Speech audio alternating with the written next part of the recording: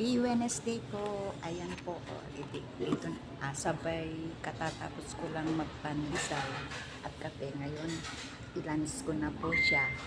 Ang ulam ko, longganisa at saka itlog. May dalawang water ako. Yan. Saka ito yung kape ko. Kain po tayo. May patis akong sausawan.